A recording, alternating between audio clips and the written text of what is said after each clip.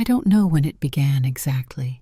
Maybe the morning I fried an egg without turning on the stove, or the day I put my glasses in the fridge. At that time, I still laughed. I told Elena, maybe I'm testing if the glasses can survive the cold. She laughed too, but it sounded worried. Lately, I've been forgetting the smallest things, forgetting if I've eaten, forgetting to turn off the tap, forgetting why I entered a room. By the time I remember, the water's already flooding the floor. I started writing notes and sticking them everywhere. On the cabinet, morning pills, take after breakfast. On the table, your son's name is James. On the wall beside my bed, your name is Margaret. Big letters, thick marker, so I don't forget myself. Elena said it looked messy. I told her, I don't want to wake up and have to guess who I am. She didn't answer, just quietly picked up the notes that had fallen on the floor. One morning I went out to water the plants. The sun was nice. A woman across the street waved. I smiled and waved back, but my mind went blank. I couldn't remember her name. Hello, how are you? I said vaguely. She laughed. It's Linda, Mrs. Margaret. Ah, Linda. I nodded quickly, pretending I remembered. At lunch, Elena came. Did you eat, Grandma? I thought you did. I'm asking you. Oh, right. There was a bowl of cold rice and untouched soup on the table. I didn't know if I had eaten or not. She sighed. You have to eat, Grandma. If not, Dad's taking you to live with us. I smiled. No need.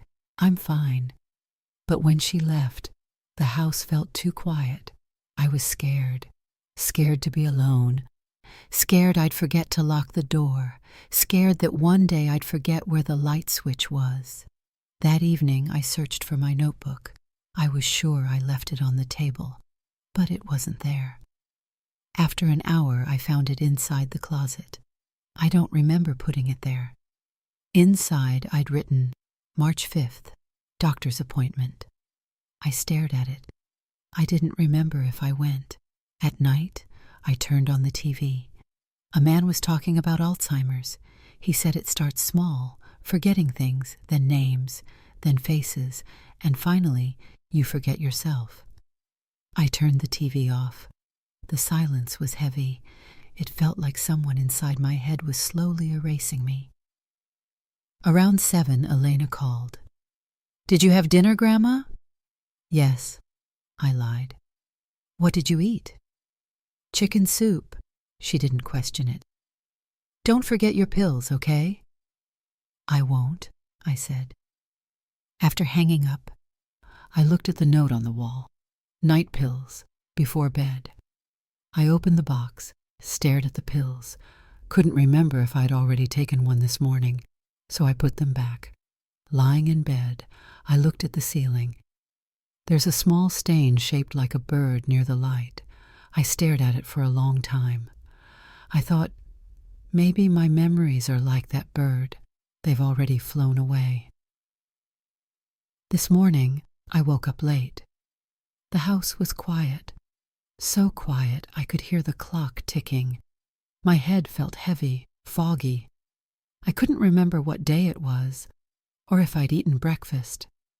I opened the drawer, looking for my comb, and instead found an old photograph. The corners were bent, the color fading. A man had his arm around me, smiling gently. I stared at it and realized I didn't know who he was. I turned the photo toward the light. Something about that smile felt familiar. But his name was gone. Then Elena walked in with a paper bag. Grandma, did you have breakfast? I held up the picture. Do you know this man? She froze. You don't remember? I shook my head. He looks kind. Must be someone close. She sat down beside me, her voice soft and trembling. That's Grandpa Henry, your husband. Silence. Only the sound of wind outside. I looked again. He was smiling, my hand in his. Henry, I whispered. The name felt strange and tender at once. I tried to remember his voice, but there was nothing, just a feeling, distant but warm, like sunlight through an old window. Elena took my hand. Grandma, he passed away when I was 10. Don't you remember? I looked at her, then at the photo. I remember. A man who used to make me tea every morning. He liked reading by the window. My throat tightened. I remember the smell of tea, but not his face. Elena's eyes welled up. It's okay, Grandma. I'll print more pictures. We'll put them all around the house. I smiled faintly. All right, but listen. Yes? If one day I forget who he was, just tell me he's the man who made me laugh the most, okay? She nodded, tears falling. I promise. That afternoon, I put the photo in a small frame by my bed. I wrote a note next to it. This is Henry, my husband. Then I smiled, like I'd just remembered a piece of my heart. At night, I looked at the photo again. The soft lamplight made his smile come alive. Good night, Henry, I whispered. No one answered, but my heartbeat slowed, steady, as if each beat was holding on to him before my memory could let go. Elena said the sticky notes were a good idea. At first I laughed. It made my house look like a classroom. Little yellow squares everywhere. This is the kitchen, this is the bedroom. Morning pills do not leave the stove on. I read them out loud every day, like a child learning to read again, annoying at first, then comforting, because one of those notes probably saved my life. That morning, I turned on the stove to make soup. Then the phone rang. It was James, my son. Mom, are you doing okay? Elena said you've been forgetting things. I laughed. Of course I remember you. Really? Sure. You're... I froze. My heart raced. The name wouldn't come. Mom? Bad connection. I lied and hung up. When I turned around, I smelled something burning. The soup pot was on fire. I panicked, turned off the stove. Smoke filling the kitchen.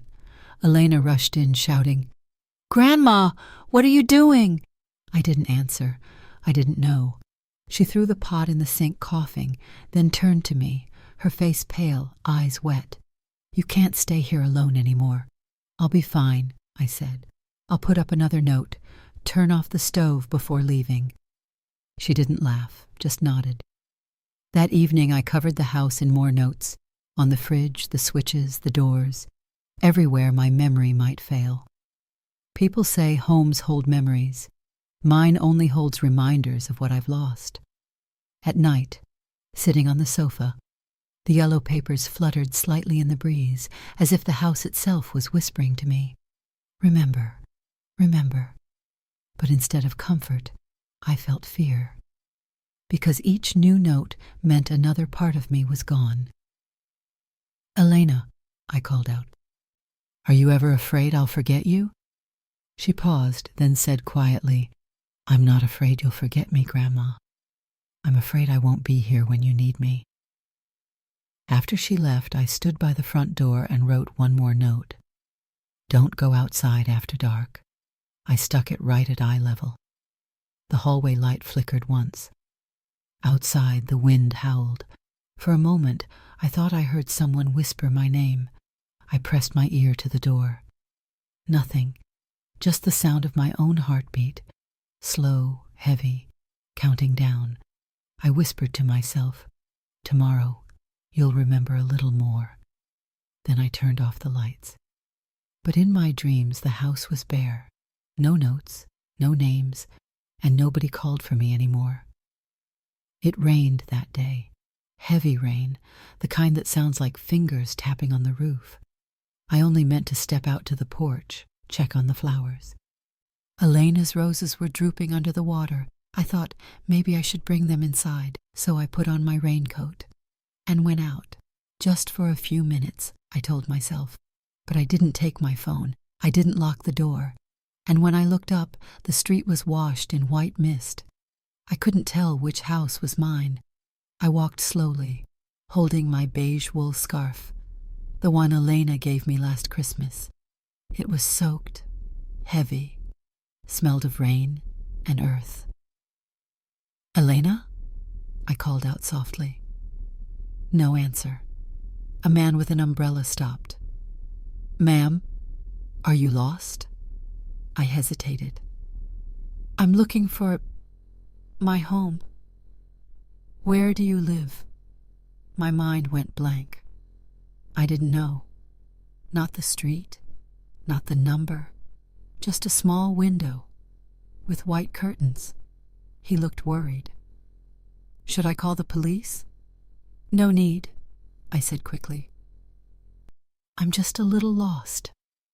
I walked away before he could follow, but every street looked the same, every fence, every mailbox, copies of each other. My hands began to shake, not from the cold, but from fear. Fear that maybe I'd never find my way back, that I'd keep walking forever, trying to remember who I was. Then I heard a car brake hard. "Grandma!" I turned. Elena was running toward me, drenched, breathless. "Where have you been? I've been looking everywhere." I tried to smile. "I just went to check the flowers, didn't think it had rained so hard." She wrapped the scarf around my neck, her fingers trembling. "You scared me half to death. You left the door open, no phone, nothing. What if—" I interrupted softly. "It's all right, I still remember you." But truth is, for a few seconds, I didn't. Back home, Elena sat me down, dried my hair. "No more going out alone, okay?" I nodded, didn't argue. She didn't smile this time. She just looked at me, like I might disappear if she blinked. That night, I hung the scarf by my bed. It smelled like rain and safety. I stared at it for a long time, remembering how it felt to be lost, to not know who I was or where I belonged. That was the first time I felt truly scared. Before sleeping, I wrote one more note. "Don't go outside when it rains." Then I laughed quietly, because I knew someday I might forget even that. Tonight, I was cleaning my bedside drawer. I wasn't looking for anything in particular, just something I felt was missing. And then I found it. A pale yellow envelope. No stamp, no address, only a line in my own shaky handwriting. "For Henry, the man I've loved all my life." I froze. I didn't remember writing it, but the handwriting was mine. Crooked, old, familiar. I opened it. The paper smelled of dust and time. The words, however, were still clear. "Henry, if one day I forget you, please don't be angry. Memory is a traitor, but the heart never is. I may forget your name, your face, but I'll remember the feeling of your hand in mine, the warmth on my shoulder, the sound of your laughter on a winter morning. If that day comes, just call my name.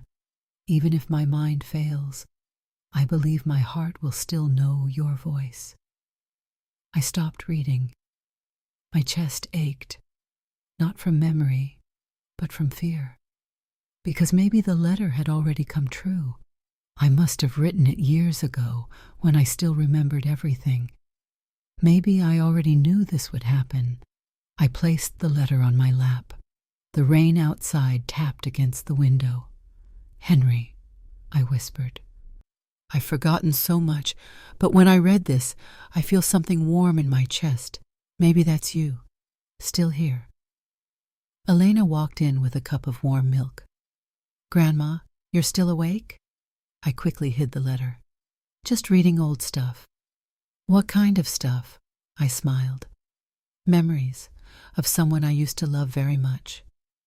She sat beside me, wrapping an arm around my shoulder. "Grandpa Henry?" I nodded. I don't remember his face anymore, but reading this, it feels like he just whispered, "I'm here. Don't be afraid." Elena didn't answer. She just held my hand. It trembled, but it was warm, and that warmth felt like the past, refusing to leave. "People say memory keeps the past alive," I said softly, "but sometimes love does it better." That night, I sealed the envelope again, placed it back in the drawer beneath Henry's photo. Then I wrote a little note and taped it beside it. "If you ever forget, read this again, because inside you still remember how to love." It's cold tonight. Elena told me to stay put while she cooked. I sat at the dining table, watching her move in the kitchen. The smell of onions and garlic filled the air, familiar, warm, almost painful. "What are you cooking?" I asked. "Chicken soup," she called out. "Your favorite." I smiled. Chicken soup. Henry used to make that for me whenever I was sick. I looked around. The yellow notes were still everywhere. Kitchen, don't leave the stove on, dinner with Elena. If those notes weren't there, I'm not sure I'd even remember what I was waiting for. Elena brought out a steaming bowl. "Try it. It's Mom's recipe." I tasted it. Hot, soft, perfect. "Delicious," I said quietly. "Reminds me of someone who used to cook like this." "My mom," she smiled. "Yes, your mom." I tried to picture her face, but all I could see was a blur. A faint voice in my head said, "Eat, Mom. I saved a bowl for Dad." Then it was gone. "What are you thinking about?" Elena asked. I smiled. "You're just like your mother. The way you cook, the way you fuss, even the way you ask if it's good." She laughed softly. "Dad says the same thing." "Well," I said, "the copy cooks better than the original." She laughed, but her voice trembled a little. I reached for her hand. It was warm, steady. "Elena," I whispered, "if one day I don't remember who you are, don't be angry, okay?" She held on tighter. "I'll just tell you every day until you do. And if I forget how to listen, then I'll hold you, because your hands will still remember." That broke something in me. I looked at her, then at the soup, and suddenly I remembered Henry, sitting across from me, smiling, his spoon tapping the bowl. "Eat while it's hot," he said. I blinked. He was gone. Only Elena was there. "Grandma, what's wrong?" "Nothing," I whispered. "I just remembered. He taught your mom this recipe." "Really?" "Just for a second," I said, smiling through tears. That night I wrote another note. "Chicken soup, Henry's recipe. Some flavors are the last memories we keep." Then I turned off the lights. In the dark, I thought I heard a voice. Soft, familiar. "I'm still here." I smiled, closed my eyes, afraid that if I opened them again, the warmth of that memory would vanish, like the smell of the last dinner I'll ever remember. The sky was clear this morning. I woke up early, lighter than usual. Elena was in the kitchen stirring tea. The clinking of the spoon against the cup sounded like music I used to know. I smelled something baking. That smell. It reminded me of the old days, our kitchen, Henry's laughter, the hum of the radio. I called out, "Anna, you're over-baking the bread." She turned, didn't smile, just looked at me for a long time before saying softly, "I'm Elena, Grandma." The air stopped moving. For a second I felt lost inside my own house. I looked at her face, those eyes, that smile, everything familiar, yet, in that moment, she was a stranger. I tried to laugh. "I was just testing you. Wanted to see if you'd notice?" But my voice cracked. She came over and touched my shoulder. "It's okay, Grandma. I like the name Anna, too." That kindness. It broke something in me. I took her hand. "I'm trying, you know. Sometimes it feels like there are two worlds in my head, one where you still exist and one that's empty." Tears rolled down her cheek. "You don't have to remember me, Grandma. I'm right here." She hugged me, her head against my shoulder. I heard her crying quietly. I stroked her hair. "You're crying, aren't you?" "No," she said, voice shaky. "Just tired." I smiled. "Yeah. Dust in your eyes, maybe." We both laughed a little. Later I asked, "Elena, are you mad that I called you by the wrong name?" She shook her head. "No. Every name you say sounds like love." I swallowed hard. I wish my memory was as kind as you. That night, she stayed with me, said my room was too cold. As she slept, I watched her face in the dark. For a moment, her features blended into the faces I've lost. Her mother's, my younger selves, even the faces I can't name anymore. But one thing remained clear. The warmth of her hand holding mine. I whispered, "You don't need to remind me of your name, Elena, as long as my heart still knows you." Her fingers squeezed mine in reply, and I felt her smile in the dark. That night, I didn't dream. No Henry, no house full of notes, no fog. Only this, the warmth of her hand and the peace of still remembering love, even without names. This morning I woke up late. The light slipped through the curtains, soft but blinding. I sat up and looked around. There were photos on the wall, smiling faces, but none of them had names in my mind anymore. A young woman walked in, long hair, brown eyes, a face both familiar and strange. She smiled. "Good morning, Grandma. Did you sleep well?" I nodded, smiled back. I didn't know who she was. She sat beside me, took my hand. "I made oatmeal for you, just how you like it." Her hand was small, warm, with a tiny scar on her middle finger. I knew that touch. I didn't know her name, but I knew that hand had kept me from getting lost before. "What's your name again?" I asked.